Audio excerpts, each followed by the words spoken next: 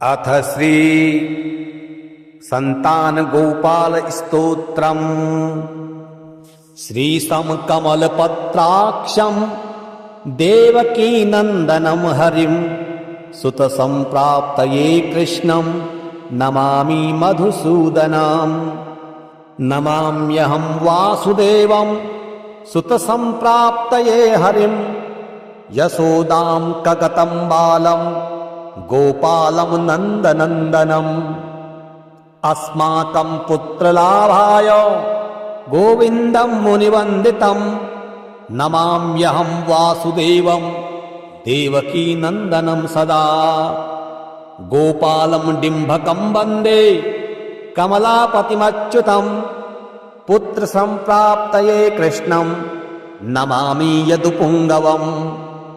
पुत्रकामेष्टिफलदं कञ्जाक्षं कमलापतिं देवकी नन्दनं वन्दे सुतसंप्राप्तये मम।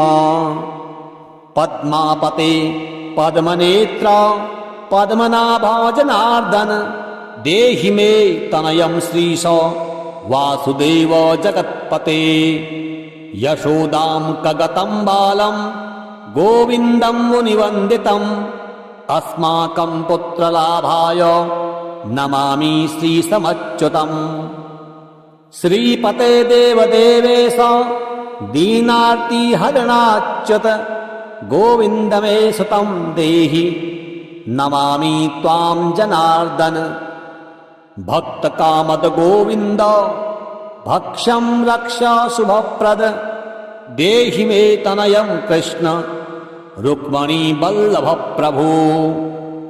रुक्मणीनाथ सर्वेश देहि मे तनयं सदा भक्तमन्दार पद्माक्ष त्वामहं शरणं गतः। देवकी सुत गोविन्द वासुदेव जगत्पते देहि मे तनयं कृष्ण त्वामहं शरणं गतः। वासुदेव जगद्वन्द्य श्रीपते पुरुषोत्तम देहि मे तनयं कृष्ण त्वामहं शरणं गतः। कञ्जाक्ष कमलानाथ परकारुणिकोत्तम देहि मे तनयं कृष्ण त्वामहं शरणं गतः। लक्ष्मीपते पद्मनाभ मुकुन्द मुनिवन्दिता देहि मे तनयं कृष्ण त्वामहं शरणं गतः। कार्यकारणरूपाय वासुदेवाय ते सदा नमामि पुत्रलाभार्थं सुखदाय बुधाय ते। राजीवनेत्र श्रीराम रावणारे हरे कवे तुभ्यं नमामि देवेश तनयं देहि मे हरे। अस्माकं पुत्रलाभाय भजामि त्वां जगत्पते देहि मे तनयं कृष्ण वासुदेव रमापते। श्रीमानि नीमान चोर गोपी वस्त्रापहारक देहि मे तनयं कृष्ण वासुदेव जगत्पते। अस्माकं पुत्र संप्राप्तिं कुरुष्व यदुनन्दन रमापते वासुदेव मुकुन्द मुनिवन्दित। वासुदेव सुतं देहि तनयं देहि माधव पुत्रं मे देहि श्रीकृष्ण वत्सं देहि महाप्रभो। डिम्भकं देहि श्रीकृष्ण आत्मजं देहि राघव भक्तमन्दार मे देहि तनयं नन्दनन्दन। नन्दनं देहि मे कृष्ण वासुदेव जगत्पते कमलानाथ गोविन्द मुकुन्द मुनिवन्दित। अन्यथा शरणं नास्ति त्वमेव शरणं मम। सुतं देहि श्रियं देहि श्रियं पुत्रं प्रदेहि मे। यशोदास्तन्यपानज्ञं पिबन्तं यदुनन्दनं वन्देऽहं पुत्रलाभार्थं कपिलाक्षं हरिं सदा नन्दनन्दन देवेश नन्दनं देहि मे प्रभो रमापते वासुदेव श्रियं पुत्रं जगत्पते पुत्रं श्रियं पुत्रं पुत्रं मे देहि माधव अस्माकं दीनवाक्यस्य अवधारय श्रीपते गोपाल डिम्भ गोविन्द वासुदेव रमापते अस्माकं डिम्भकं देहि श्रियं देहि जगत्पते मद्वाञ्छितफलं देहि देवकी नन्दनाच्युत मम पुत्रार्थितं धन्यं कुरुस्व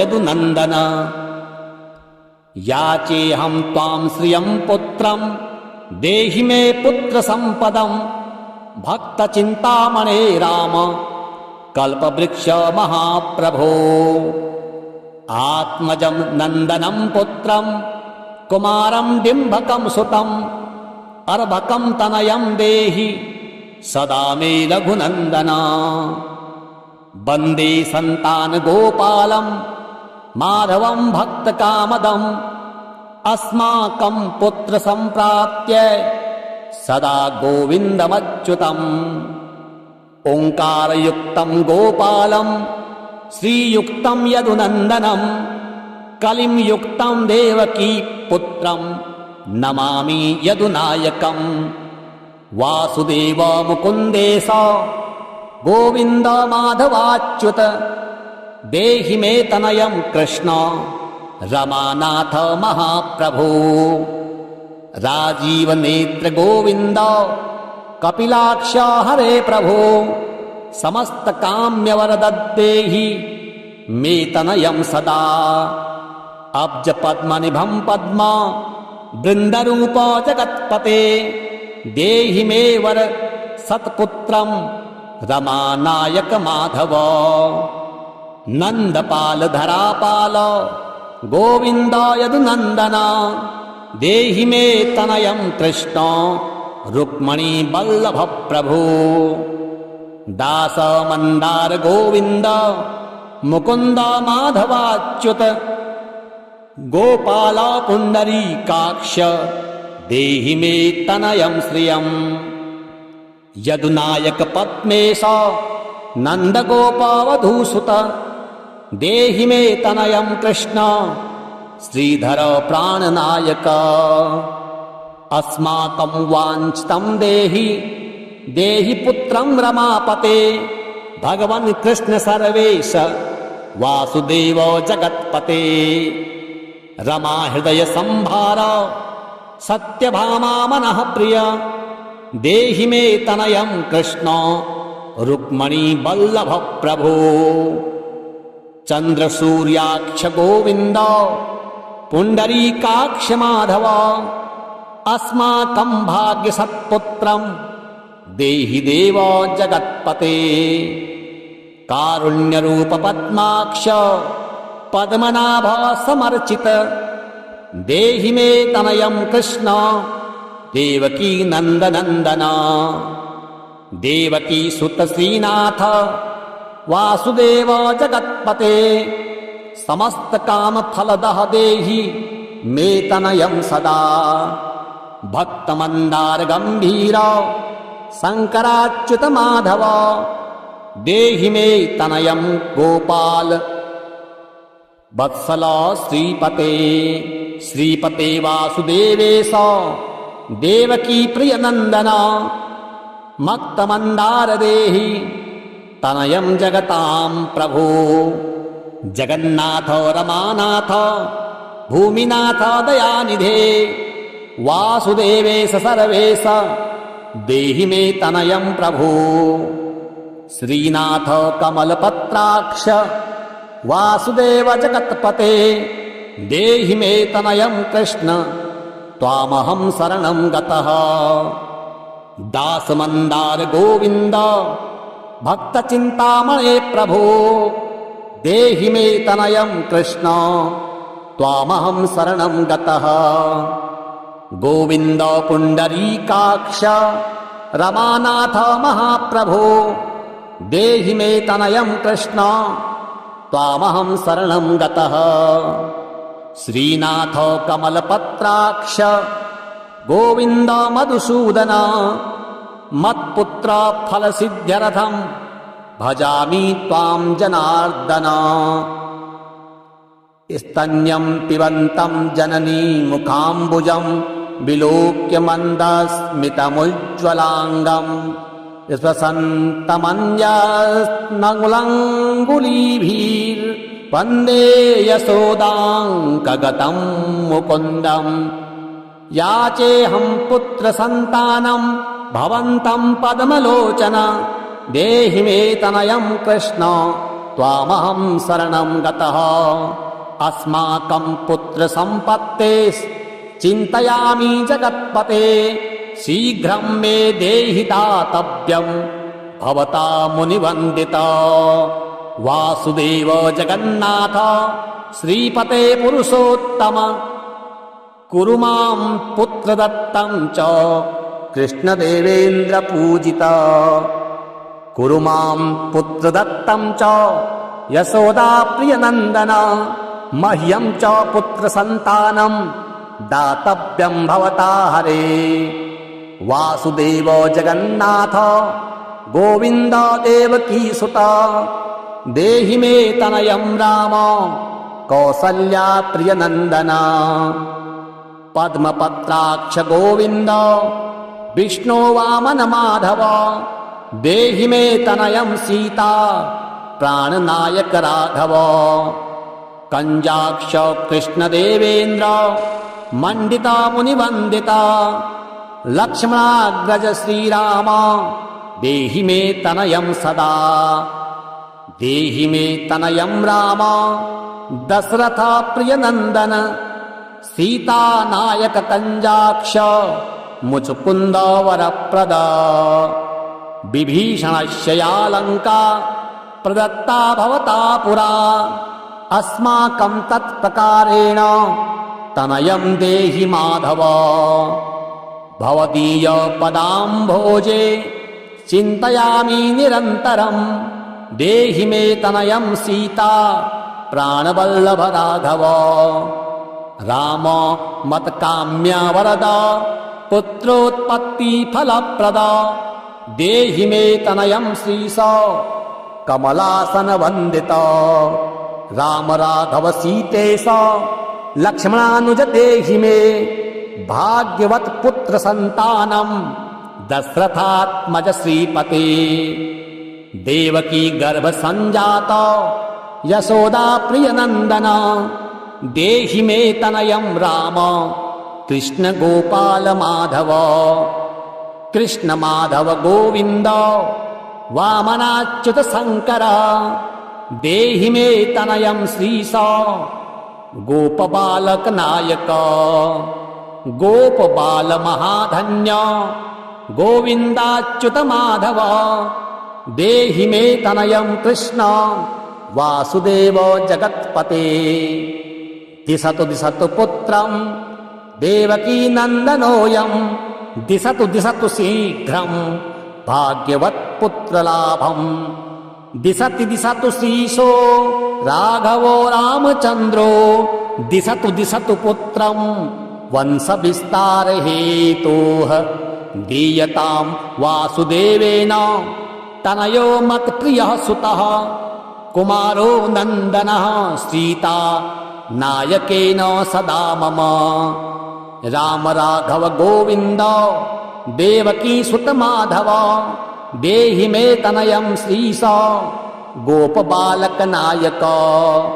वंश विस्तारकं पुत्रं देहि मे मधुसूदन सुतं देहि त्वामहं शरणं गतः। ममाभीष्ट सुतं देहि कंसारे माधवाच्युत सुतं देहि त्वामहं शरणं गतः।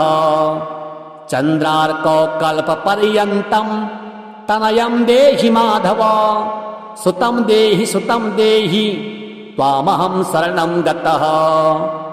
विद्यावन्तं बुद्धिमन्तं श्रीमन्तं तनयं सदा देहि मे तनयं कृष्ण देवकी नन्दन प्रभो नमामि त्वां पद्मनेत्र सुतलाभाय कामदं मुकुन्दं पुण्डरीकाक्षं गोविन्दं मधुसूदनं भगवन् कृष्ण गोविन्द सर्वकामफलप्रद देहि मे तनयं स्वामिन् त्वामहं शरणं गतः स्वामिस्त्वं भगवन् राम कृष्णमाधव कामद देहि मे तनयं नित्यं त्वामहं शरणं गतः तनयं देहि गोविन्द कञ्जाक्ष कमलापते सुतं देहि त्वामहं शरणं गतः पद्मापते पद्मनेत्र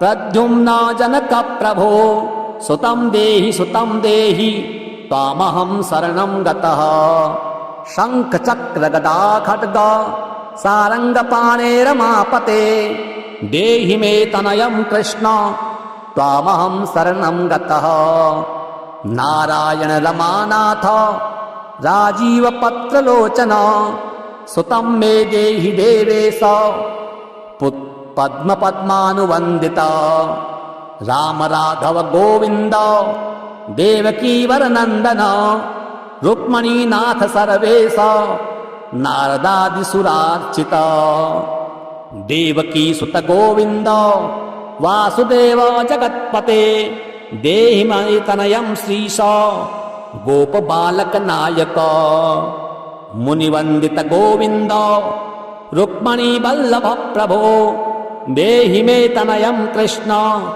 त्वामहं शरणं गतः गोपिकार्जित पंकेज मरन्दासक्तमानस देहि मे तनयं कृष्ण त्वामहं शरणं गतः रमा हृदय पंकेज लोलमाधव कामद ममाभीष्टसुतं देहि त्वामहं शरणं गतः वासुदेव रमानाथ दासानां मङ्गलप्रद देहि मे तनयं कृष्ण त्वामहं शरणं गतः कल्याणप्रद गोविन्द मुरारे मुनिवन्दित देहि मे तनयं कृष्ण त्वामहं शरणं गतः पुत्रप्रद मुकुन्देश रुक्मणी वल्लभ प्रभो देहि मे तनयं कृष्ण त्वामहं शरणं गतः